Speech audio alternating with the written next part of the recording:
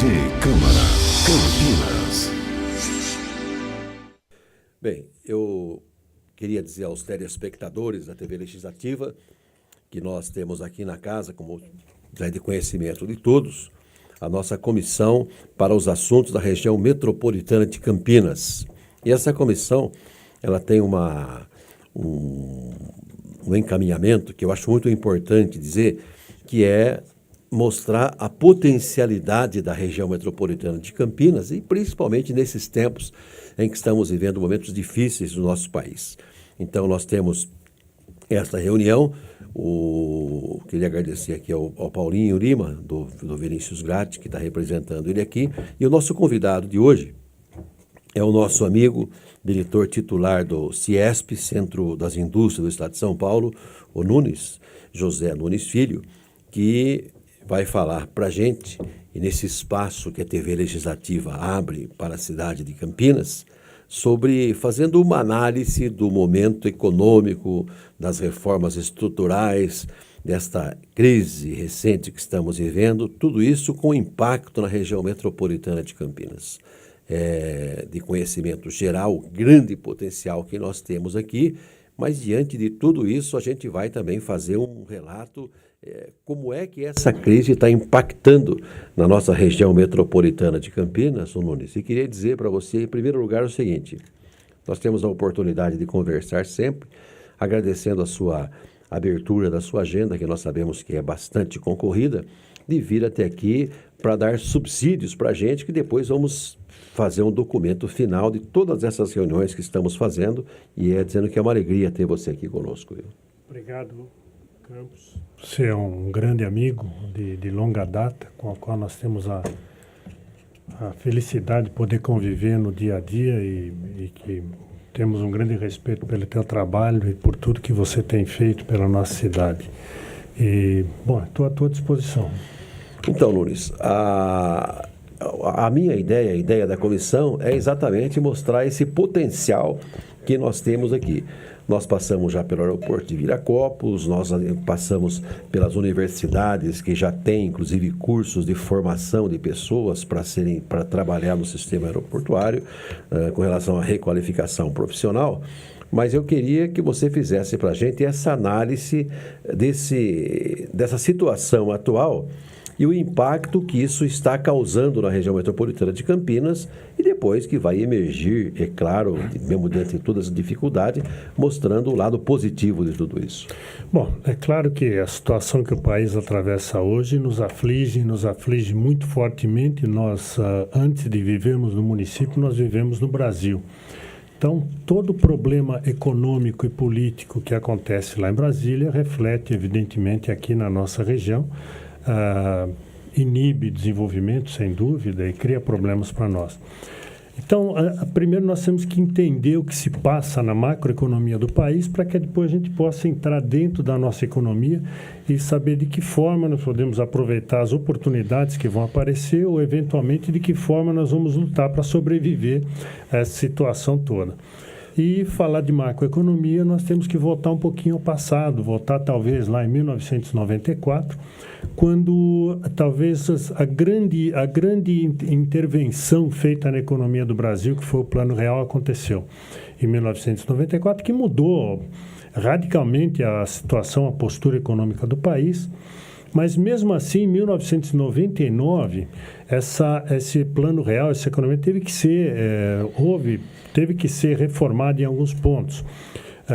Foi quando foi criado o tripé macroeconômico, que nada mais é do que são os regimes de meta de inflação, a meta fiscal, né, que é o superávit primário, que teve um limite tem uma meta de superávit primário, e a lei de responsabilidade fiscal nessa época ela teve muito a ver com isso, porque ela limitou os gastos do governo e com isso possibilitou que ele tivesse um superávit fiscal para pagar o serviço e os juros da dívida pública. E o câmbio flutuante, que é o terceiro passo do tripé macroeconômico. De lá para cá, nós não tivemos mais nenhuma reforma. Tivemos algumas ameaças, mas nunca aconteceu. E hoje nós somos afligidos por essa falta de fazer uma reforma tributária, uma reforma da Previdência, uma reforma sindical, reforma trabalhista. Tudo isso tirou competitividade do país. O país não se modernizou, não se atualizou e entrou numa espiral descendente. Eu diria que é como se durante esses últimos 13 anos alguém tivesse entrado num pomar, um pomar maravilhoso, plantado, carregado de frutas, colhesse todas as frutas e não cuidasse do pomar. O pomar morreu. Morreu. Nós temos hoje uma dívida pública de 3 trilhões e 700 bilhões de reais. Nós não temos superávit primário. Um dos tripés da economia acabou. Só a taxa Selic, que é de 10,25% hoje, ela caiu 1% na semana passada, na quinta-feira, na última reunião do Copom. Ela representou, em 2016, o serviço da dívida custou para o Brasil 407 bilhões de reais. Isso, serviço da dívida, é uma parte da amortização, que é pouco, e os juros da dívida. E quem baliza a taxa Selic, na verdade, é o déficit público e a dívida pública. Por quê? Como é que o governo faz para girar a dívida pública? Ele emite títulos, ele emite títulos a uma determinada remuneração de juros para que as pessoas comprem títulos da dívida e ele possa girar essa dívida. Então, os bancos compram esses títulos, a maioria desses títulos são comprados pelos bancos. Por isso que não existe crédito para a indústria, nem para comércio, nem para o cidadão brasileiro, porque os bancos preferem comprar títulos públicos, que remuneram hoje, está remunerando 10,25%, mas até dezembro remunerava 14,25% ao ano. Então, é muito melhor para ele emprestar sem risco para o governo do que emprestar para o cidadão, emprestar para a indústria, emprestar para o comércio. Então, esses últimos 13 anos realmente fortaleceram muito as instituições bancárias. Foi criado um cartel bancário no país de 5 bancos, 3 privados e 2 semi-privados, 2 estatais, que hoje dominam o crédito. É um cartel, eles dão crédito para quem eles querem, do jeito que eles querem, com o spread que eles querem, e nós ficamos refém disso. Essa que é a verdade. Então, só para dizer para vocês que essa situação toda de taxa Selic está linkada com a dívida pública, com o superávit primário, que é um dos tripés da economia que foi abandonado. Os gastos com a Previdência hoje representam 515 bilhões de reais. Se você pegar os gastos da Previdência, são 515 bilhões, mais os 407 bilhões do serviço da dívida pública, já dá quase 1 trilhão de reais. Então, praticamente toda a arrecadação brasileira já foi consumida com isso aí. Aí existem os gastos obrigatórios com educação, com saúde, com salários dos funcionários públicos e acabou o dinheiro. O governo só pode economizar nas verbas discricionárias, que são investimentos e pouca coisa. Então, não tem como economizar mais do que isso, a não ser que sejam feitas essas reformas. Principalmente a reforma previdenciária, porque todo brasileiro está pagando por isso, pagando muito caro. Então, depois a gente vai falar um pouco mais sobre reforma. Mas o importante é que vocês entendam que a situação atual, a situação financeira do país é muito difícil, porque nós gastamos quase 1 bilhão de reais com previdência e dívida pública. Isso, juros da dívida pública. Então, isso é uma situação que não sobra dinheiro para investir no país. Para vocês terem uma ideia, eu acho que não precisa, não há necessidade. Pode tirar. Não há necessidade. Então, para vocês terem uma ideia, o governo atual que está no poder hoje, ele começou a fazer as reformas. Ele apresentou a reforma trabalhista, está no Senado hoje, já foi aprovada na Câmara, e a reforma previdenciária, o projeto está lá em estudo, em discussão para ser votado. E ele apresentou outra que já foi aprovada, que é o teto de gasto público. Então, o teto de gasto público é muito importante para o futuro do país.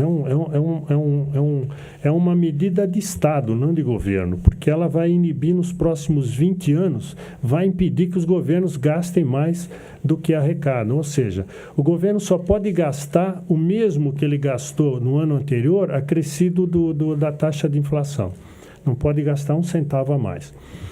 Então, se a reforma previdenciária não for aprovada em 2022, o teto está estourado e o Brasil quebra. É como uma empresa que fale porque não tem mais dinheiro para tocar a estrutura dela. E sem contar que também as taxas de juros vão continuar subindo e elas precisam continuar caindo, a inflação precisa continuar caindo, tudo para que o investimento volte.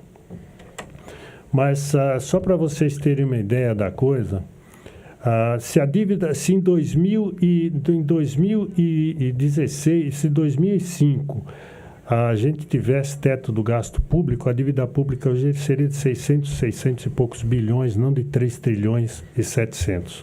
Só para ter uma ideia, nós teríamos juros a níveis internacionais, a carga tributária teria sido bem menor do que é. Então, mas infelizmente nós tivemos aí nós tivemos o pior triênio desses últimos 20, 30 anos aí, que foi realmente muito ruim. Nos últimos 3 anos o PIB caiu 6,8%.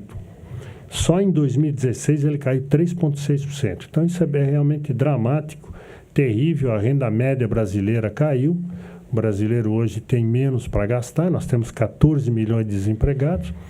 Então a gente entra num ciclo de maldade, um círculo vicioso muito ruim na economia, onde o povo não tem poder aquisitivo e não tem emprego, então não compra. Ele não comprando e não tem crédito, então ele não comprando, a empresa não produz, a empresa não produzindo, ela não contrata. A empresa também quer se adequar, mas não tem crédito. Também com essa situação, o povo não comprando, não recolhe imposto, a empresa não vendendo, ela não recolhe imposto, o caixa do governo cai, o déficit público aumenta. Então é um círculo vicioso onde só os bancos ganham. Só os bancos ganham porque o banco tem alternativa. Ele tem alternativa, ele não empresta para o povo, não empresta para a indústria, mas ele empresta para o governo. E vai girando essa roda da maldade, que o povo é castigado com isso. Então, a única forma de se fugir disso é, de uma certa forma, esse governo ter coragem de abrir esse mercado bancário para que entre mais instituições bancárias no país e haja concorrência, que hoje não tem, é um cartel, verdadeiro cartel, e diminuir o gasto público, aumentar a arrecadação. Você só aumenta a arrecadação se tiver desenvolvimento, se tiver investimento, se as empresas estiverem produzindo, se o povo estiver comprando. Para isso tudo, você precisa de alguns ingredientes. Hoje você vai contratar, por exemplo, você tem uma lei, uma consolidação das leis do trabalho, que é do tempo de Getúlio Vargas, que não se adaptou com o tempo, e hoje ela inibe o emprego. Ela cria uma condição de empregado sem carteira, porque as empresas não têm condição de contratar um e pagar por 2. E também ficar refém de uma lei que ela é cruel. Vocês imaginem, por exemplo, se eu na minha empresa, funcionário me procura, fala: patrão, eu posso sair meia hora antes do almoço e ficar só meia hora de almoço? Você não precisa de 1 hora de almoço. Meia hora é suficiente, eu almoço aqui mesmo. Então, meia hora é suficiente e sair meia hora mais cedo? Não. Mas não porque tem algum mal para a empresa? Não, para a empresa não tem problema nenhum, até é melhor, eu podia até apagar a luz mais cedo aqui.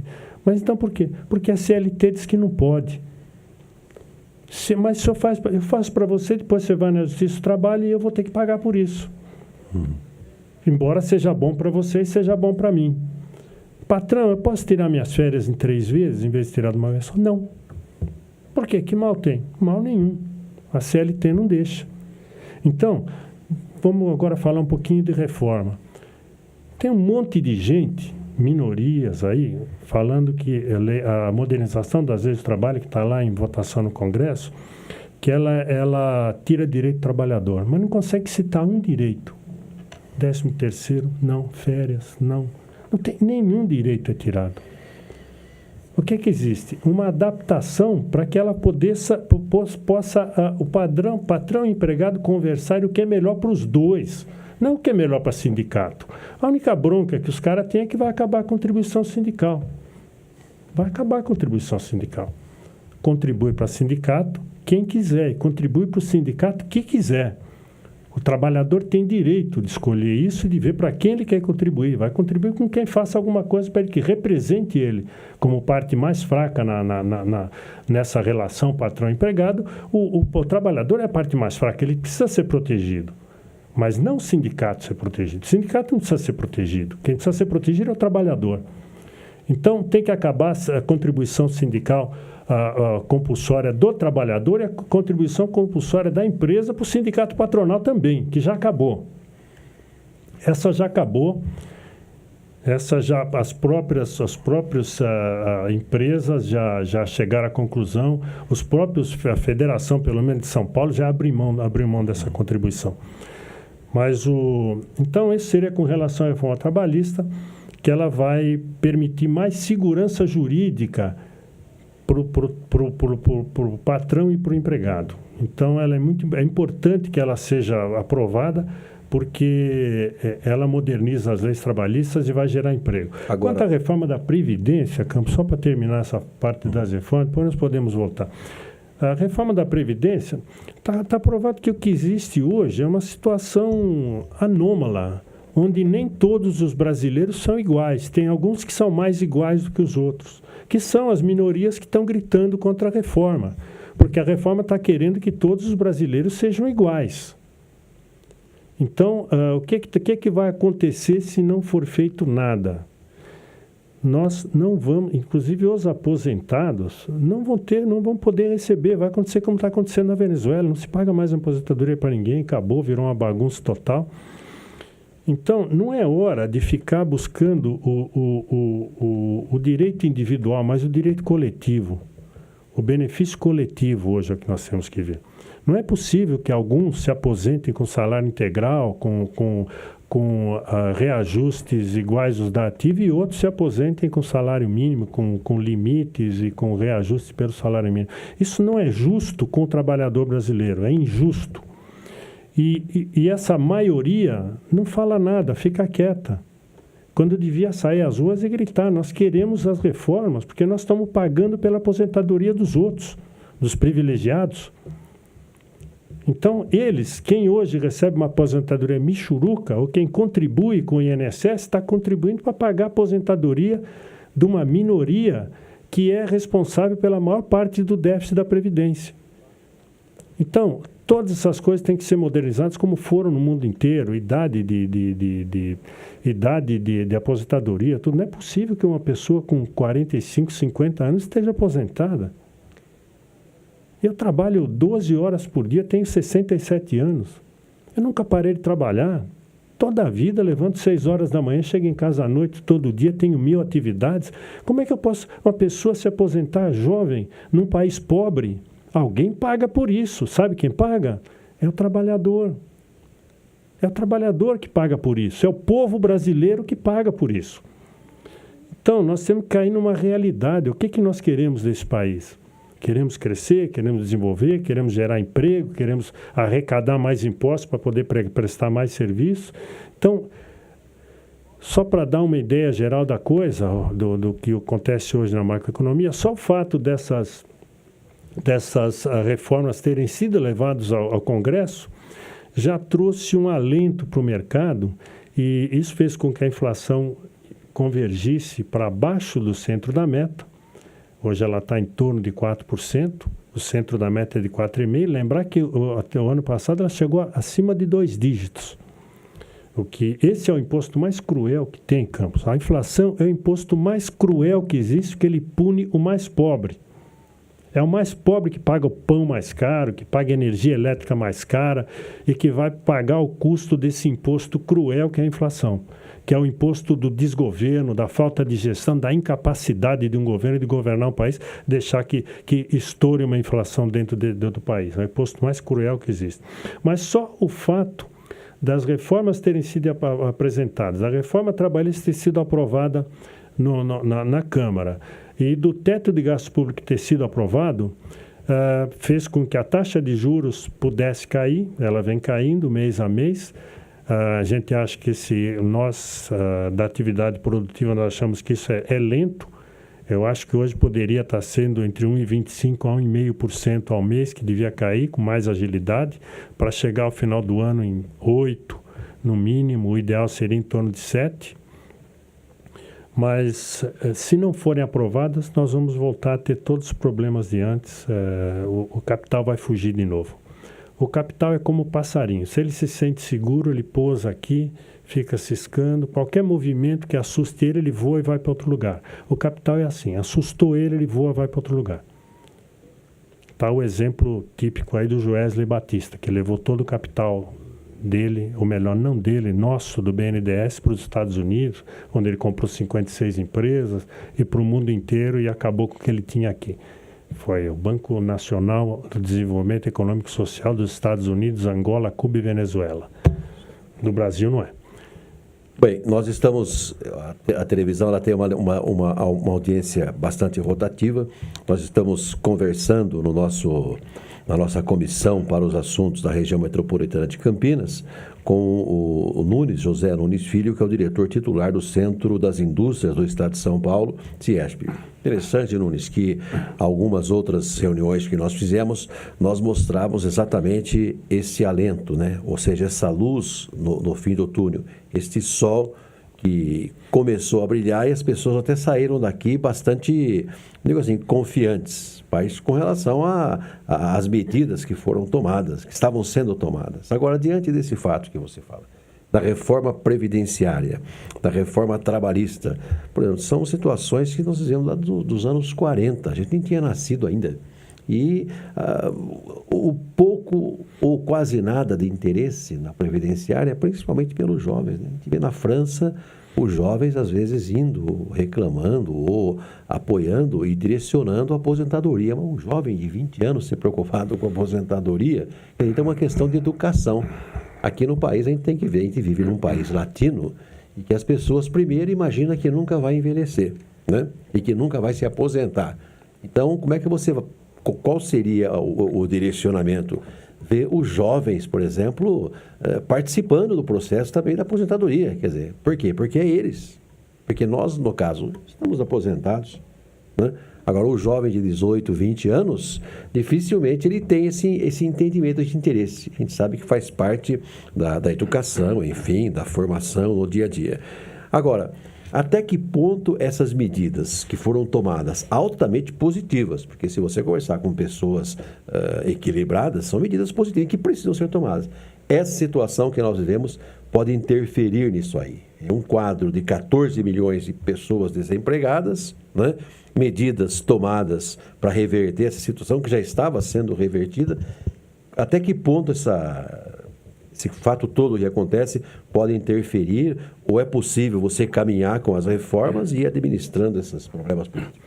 O grande desafio que o Brasil tem é descolar a economia da política. E dentro da política, o legislativo descolar dos seus problemas e dos problemas do executivo.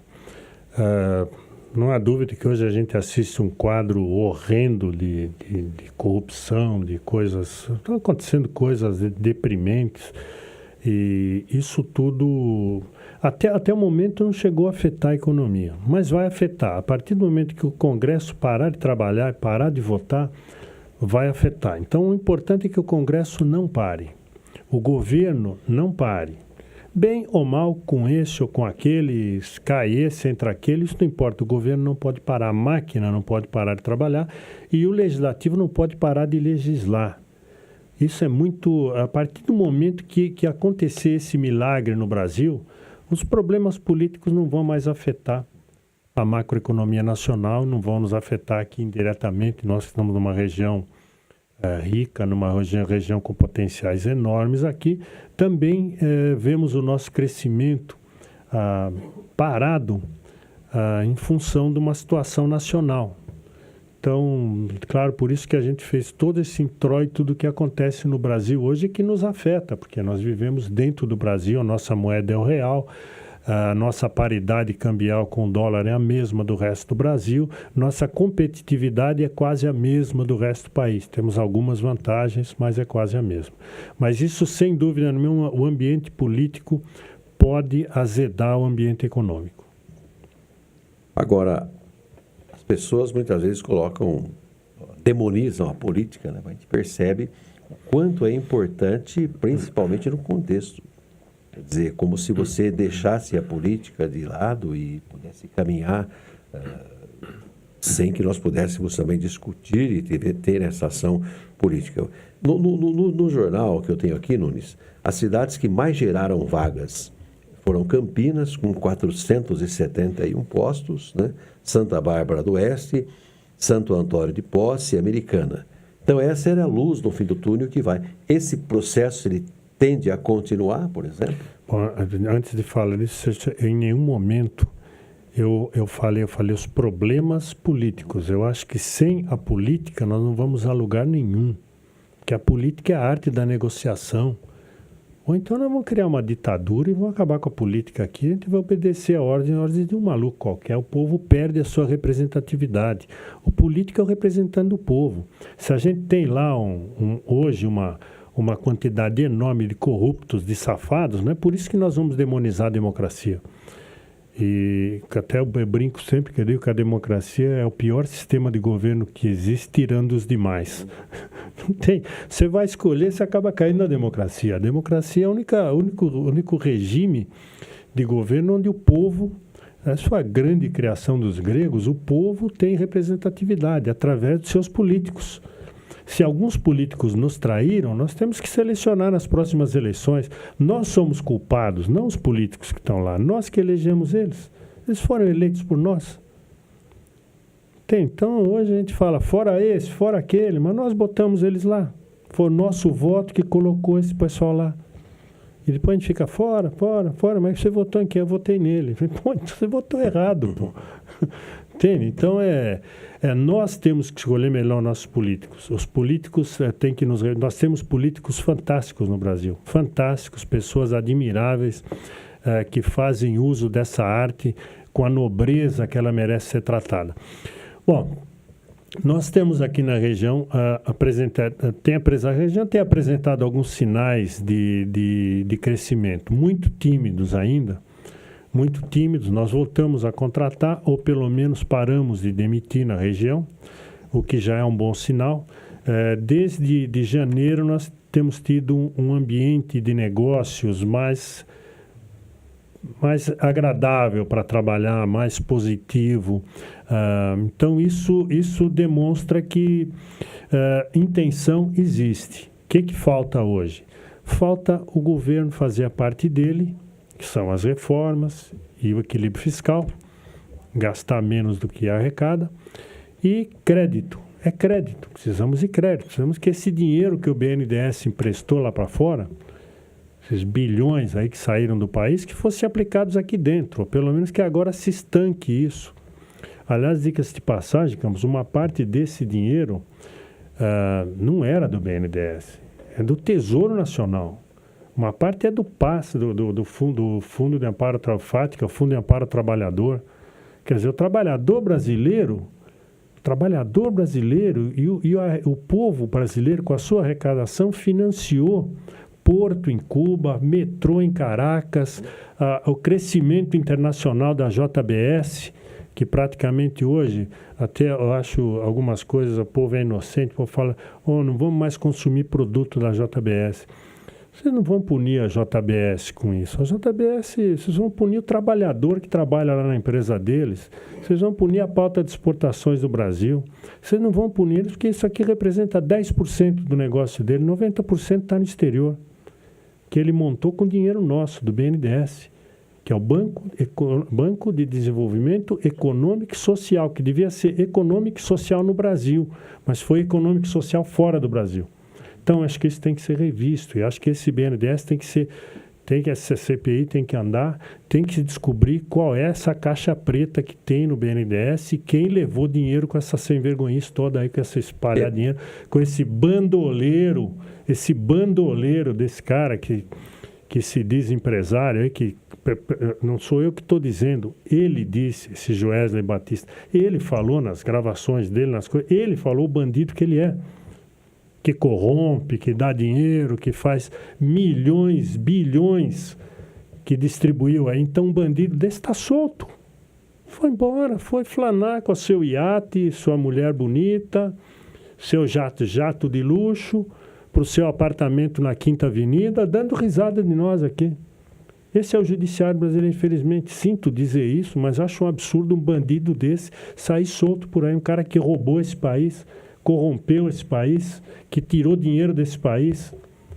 Isso é uma verdadeira chacota ao povo brasileiro. Ela reflete diretamente na vida das pessoas. Eu tenho conversado com vários microempresários, né, que tentei várias vezes lá, toda a papelada que precisava mandar para o BNDES para ver se tinha.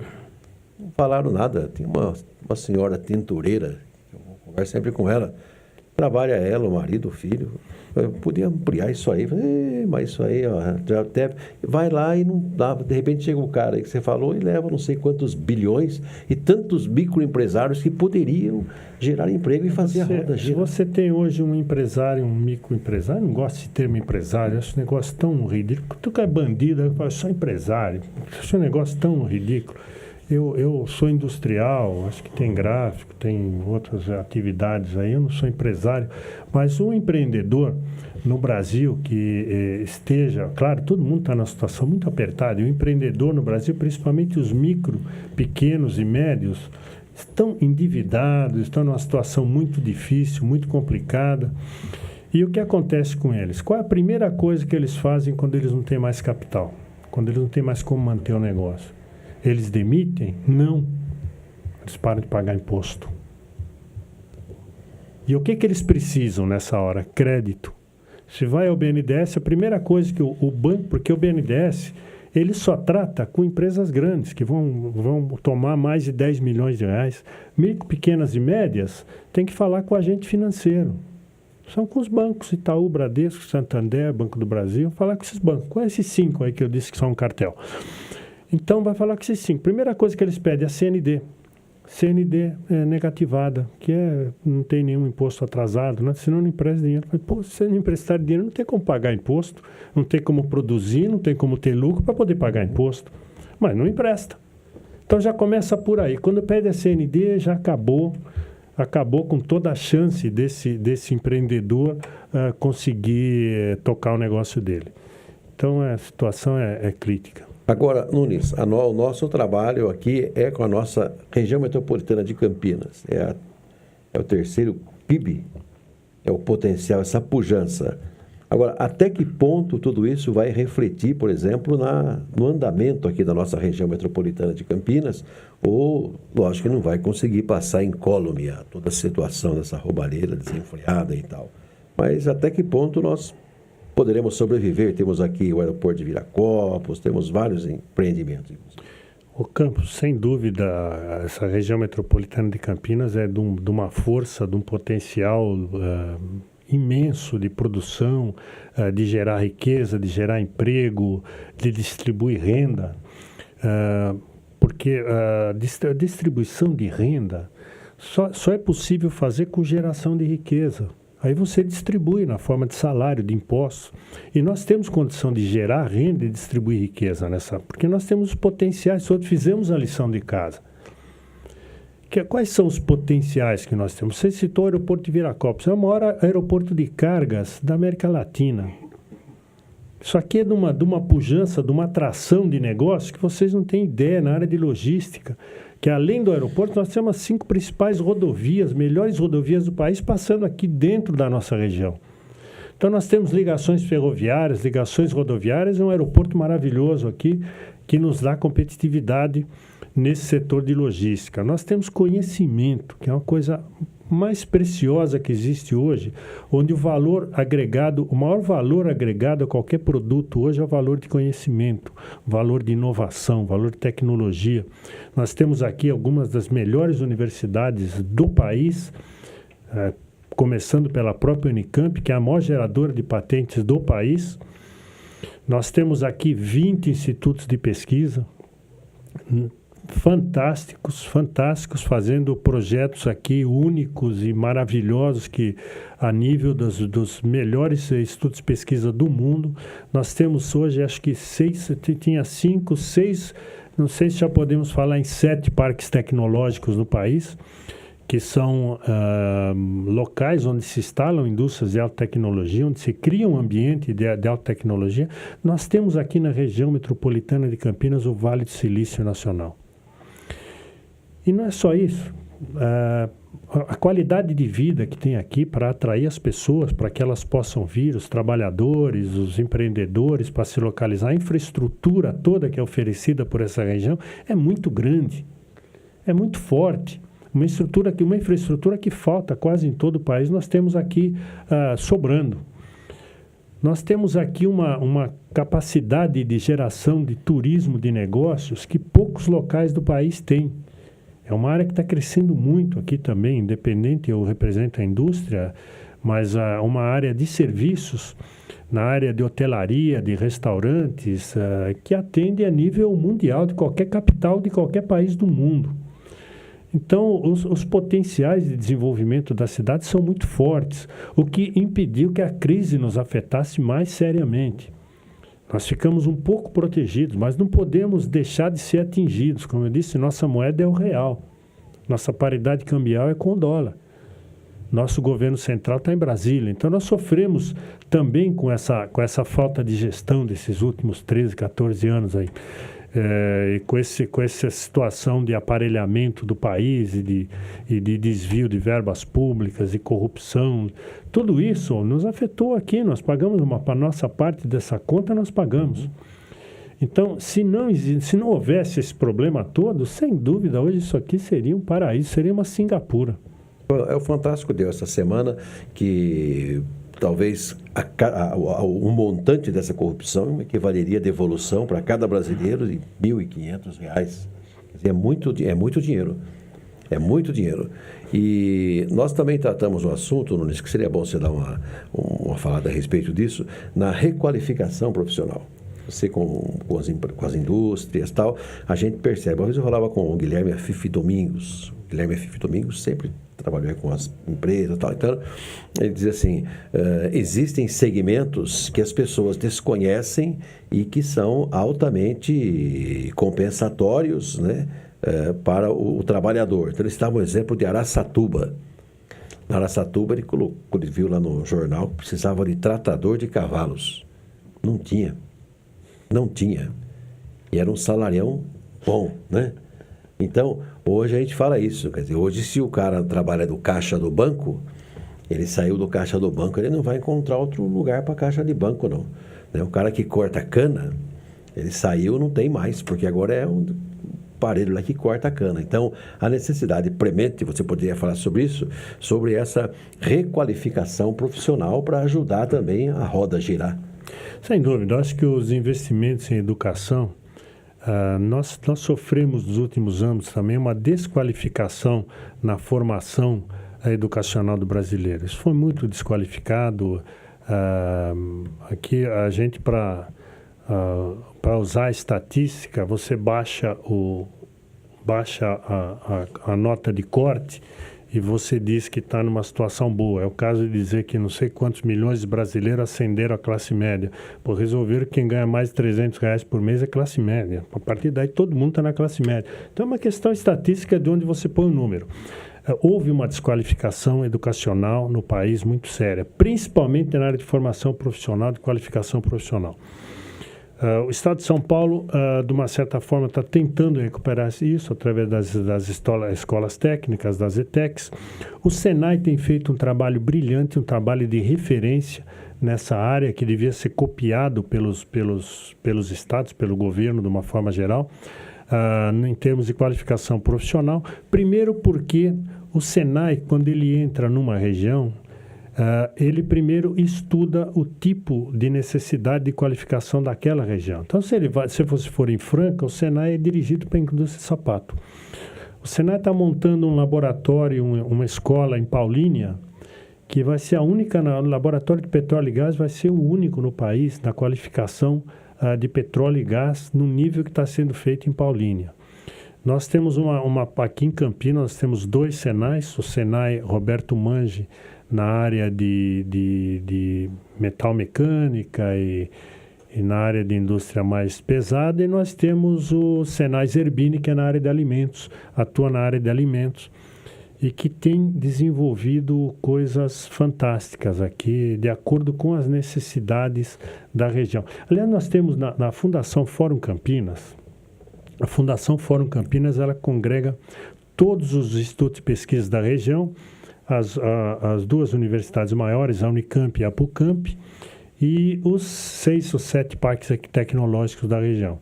E na gestão do antigo reitor, ele resolveu, e também com a nova diretoria da Fundação Fórum Campinas, dar uma abertura para a Fundação Fórum Campinas, levando lá para dentro outros entes que participam do desenvolvimento regional que não fossem acadêmicos. Então nos convidou, nós temos a honra de fazer parte do conselho da Fundação Fórum Campinas, convidou a Prefeitura de Campinas, os parques tecnológicos que não eram ligados à academia, o Tecnoparque, o Parque Galileu e o Senai e o Sebrae.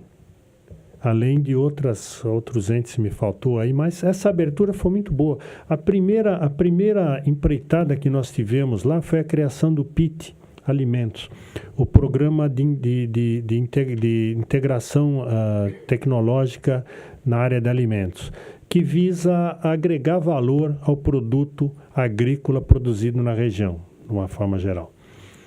E isso aí, a participação do Itaú é muito grande nisso, Instituto de Tecnologia de Alimentos, e na formação profissional desse pessoal. Então, tudo isso, Campos, preocupado com isso, em levar a tecnologia, levar a qualificação para agregar valor nos produtos. Então, isso é uma coisa que a gente tem feito bastante com o Senai. Eu me empolgo um pouco com o Senai. Eu sou vice-presidente do Conselho SESI-Senai da região metropolitana e eu conheço bem o que acontece dentro dessa instituição, onde o dinheiro é bem utilizado, onde as coisas são controladas, a gestão é boa, tem os professores do mais alto nível que gostam do que fazem, que são respeitados pelos alunos. Os alunos saem de lá não só aprendendo, se qualificando, mas também tendo uma formação como homens, como cidadãos, aprendendo a ter respeito pelos outros, ter respeito pela pátria, ter respeito pelo hino nacional que eles cantam, e provavelmente em muita escola hoje nem hino nacional acho que se canta mais. Então, eu tenho um pouco de empolgação nessa área de qualificação profissional, que é fundamental. Lá dentro você tem a indústria, você tem o investimento, depois você não tem o profissional. Por sorte, na nossa região, nós temos bastante qualificação, mas falta ainda. Pois é, eu via no rádio o pessoal anunciando que precisava de um engenheiro para trabalhar na prospecção de águas profundas, quando estava discutindo isso. E ele reclamava que a rádio está falando que está precisando, mas eu já mandei o meu currículo lá e não tem. Então, não é o currículo, no caso. É realmente a ação, a criatividade da pessoa. Você vai ter 300 currículos lá. Então, eu achei interessante porque ele ligou lá para a rádio e falou assim, vocês estão anunciando aí que está precisando de engenheiro para prospecção de águas em profundidade e tal, lá para o pré-sal e tal, e eu já mandei meu currículo lá, eles não me chamaram ainda. Então, entra exatamente nesse ponto. Até você falou de uma coisa interessante, você falou engenheiro. E hoje, talvez, o que não falte tanto não são engenheiros tecnólogos. Então, é uma coisa que ainda não tem no Brasil, nós já temos aqui em Campinas. O Senai Zerbini tem o curso superior de tecnólogos. Então, são especialistas. Se nós temos essa especialização de prospecção de petróleo e águas profundas, inclusive nós temos uma escola móvel, um trailer, um trailer enorme, onde você leva isso nos locais para que as pessoas façam o treinamento com os robôs subaquáticos. Então, ele é um aquário gigante, onde tem toda a tecnologia de utilização de robôs subaquáticos, que é o que você usa nesse tipo de coisa. Nós fazemos isso aqui em Campinas, nós formamos esse profissional aqui em curso superior de tecnologia, que ele não precisa ser um cientista, ele é uma pessoa, é um engenheiro de aplicação. É um camarada que vai entrar para tocar o negócio. Não é e normalmente os cursos superiores nossos, eles formam um profissional em tempo mais longo e um profissional mais completo, mas que às vezes não tem a formação tecnológica, precisa depois fazer um curso do Senai para se especializar naquilo, ou um curso técnico. Ali ele sai como tecnólogo de curso superior, de nível superior. Isso é muito importante e é mais um potencial que nós temos aqui que eu havia me esquecido. E que segue os tempos modernos, os tempos novos, né? Porque na nossa época aí, coisa era na base do currículo. Eu fiz datilografia, bato tantas letras por minuto e está aqui. Hoje não. Hoje tem o currículo da faculdade, mas também tem aquele, faz aí para eu ver aí. Então, eu fui campeão quando eu fiz meu curso de datilografia, eu fui mais rápido, tive a pontuação mais alta. É que você pensa rápido. Mas é verdade. O empreendedor, assim, ele tem essa capacidade de fala, de aglutinar, é que ele pensa rápido e você está falando aquele, já está pensando lá na frente. Mas eu queria agradecer, Nunes, a sua participação e uma mensagem para resgatar um pouco a autoestima das pessoas, né? Porque você vê na televisão todo dia, cada dia uma coisa nova, né? Então, diante de tudo isso, uma notícia que vá... Da outra vez nós saímos daí com uma notícia boa, que era realmente, como você disse, a inflação, está cedendo, os empregos e tal. Então, para resgatar um pouco a autoestima do nosso povo, principalmente da nossa região metropolitana de Campinas. Bom, gente, nós temos um país maravilhoso, nós vivemos numa região maravilhosa, numa cidade maravilhosa, e as coisas não estão tão ruins, elas melhoraram, e para ter a casa limpa, infelizmente a gente tem que limpar, nós estamos varrendo a casa, estamos levantando o tapete, estamos encontrando a sujeira e estamos varrendo.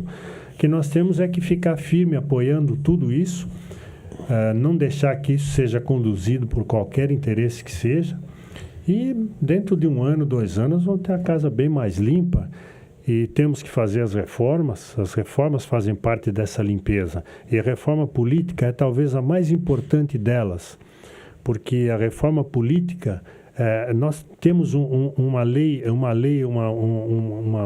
eleitoral muito antiga também, muito viciada, e que hoje ela está sendo utilizada de forma completamente maléfica para o país. Então ela tem que ser refeita para que a gente possa novamente, para que a gente possa ter um maior número de políticos bons do que hoje nós temos poucos políticos bons e muitos políticos ruins, essa é a grande verdade. Então essa limpeza, essa desinfecção é necessária, tirar todo esse lixo, esse excremento que está poluindo o país, e fazer uma desinfecção, e nós já estamos enxergando esse país limpo, esse país lindo que nós temos, com potencial imenso, e sem dúvida nós vamos aproveitar, resgatar esses 14 milhões de desempregados, voltar a ter crescimento econômico, arrecadação de impostos, superávit primário no governo, inflação baixa, crédito disponível para as empresas crescerem e para o povo consumir. E eu acredito nisso e nunca deixei de acreditar, e nós estamos no caminho certo. Eu sou otimista. Muito obrigado, Nunes. Alguém queria fazer alguma pergunta? Foi bem, Solange? Você gostou do... Nós recebemos aqui o nosso amigo Zé Nunes Filho, diretor titular do Centro das Indústrias do Estado de São Paulo, CIESP, abordando um pouco esse tema que estamos vivenciando hoje da região metropolitana de Campinas, mas é claro que hoje qualquer tema que você vai abordar nesse sentido, não podemos deixar de lado a situação que vive o país, uma situação de excepcionalidade. 14 milhões de pessoas desempregadas. Isso é terrível para qualquer... em qualquer situação. Para o dia 8 de agosto, nós agendamos com o nosso amigo José Aurélio Ramalho. O Ramalho, ele é o diretor, viu, Nunes, do Observatório Nacional de Segurança Viária. Ele faz uma palestra muito interessante, uma colocação também muito interessante sobre o impacto social e econômico dos acidentes de trânsito para os municípios da região metropolitana de Campinas. É um absurdo que se perde, né, de recursos com relação a esses acidentes. E hoje eu digo sempre às pessoas, cuidado. Você tem que sempre dar precaução. Às vezes eu estou descendo alguma escada aqui, tem uma pessoa atrás de mim, eu falo assim, cuidado que tem um degrau aqui. Porque se dá uma torção no tornozelo, doutor, você ficar na fila do hospital, aí é um trabalhão. Mas enfim, eu agradeço ao Nunes, agradeço toda a nossa assessoria e queria finalizar. Ele falou da situação do país, dessas pessoas que estão limpando, fazendo essa limpeza. Lá no ano de quem faz muito isso é o governador Geraldo Alckmin. Quando ele encerra, ele sempre dá um toque. Então, em 1870, o padre Antônio Vieira escreveu os Sermões de Vieira. Então, diante de tantas situações assim, nós vamos dizer o que ele disse naquela época. Por que já não se consegue mobilizar tantas pessoas para o bem, para fazer as coisas boas? Eu assim, porque já não se faz no dia a dia o que se fala atrás da tribuna. Né? Tem que ter uma coerência. No caso hoje, você veio aqui, a TV Legislativa falou tudo, esse testemunho é importante. Agora, existe aqui, e isso eu conheço porque é amigo há muito tempo, uma coerência. Aquilo que fala e aquilo que faz no dia a dia. Então, o Vieira falava isso, falou assim, ó, mas por que já tem tanta gente que rouba, que corre com mala de dinheiro e tal? Porque aqui é uma pessoa, no dia a dia é outra. Já não se faz no dia a dia o que se fala lá, no caso dele, é do altar, né? Aqui é da tribuna. Então, eu queria agradecer a TV Legislativa, Nunes, porque é uma iniciativa que nós tivemos já há muito tempo e que dificilmente um canal de televisão vai abrir um espaço assim tão gostoso para a gente conversar e tentar, pelo menos, levar alguma coisa às pessoas, né? Então, eu digo sempre assim, mas tem lá o da polícia. Não, nosso negócio não é... programa policial é no outro tem polícia, tudo isso aí. Nosso negócio é você tentar também acrescentar alguma coisa. Então, um grande abraço a todos os telespectadores, também ao Nunes e a todos vocês que estão aqui. Está encerrada, então, mais esta sessão ordinária da Comissão para os Assuntos da Região Metropolitana de Campinas. Um abraço a todos.